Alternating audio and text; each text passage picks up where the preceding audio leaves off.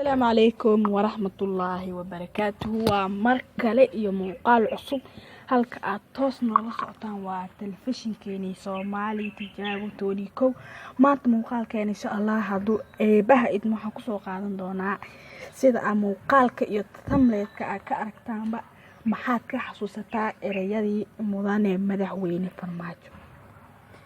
runtii waxaa jira dad nacban Farmaajo iyo dadka soo horjeeda laakiin aniga waxaa ka mid ahay dadka aan nacbanin maxay waa aaba Soomaaliyeed.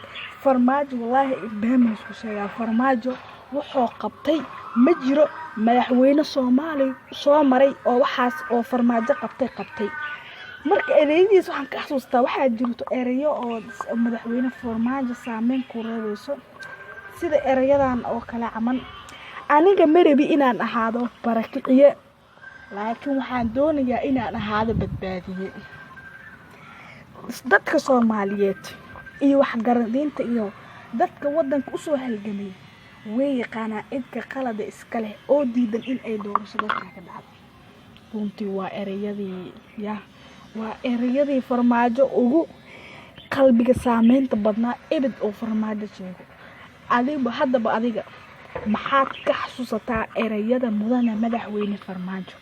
aniga waa kula wadaag Soomaali adigana ila wadaag waxa aad ka xasuusato mudane madaxweyne Farmaajo.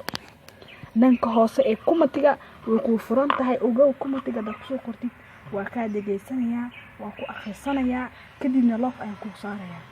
waa mahadsan tahay soo dhawaada. intaas ay muuqaalkeen ku soo gagabeyn lahay muuqaalkan abradbo codeen yar ayaa u soo galay fadlan muuqaalkan daakeesha share iyo like tani dadaal hatta subscribe waxa ka wanaagsan like iyo share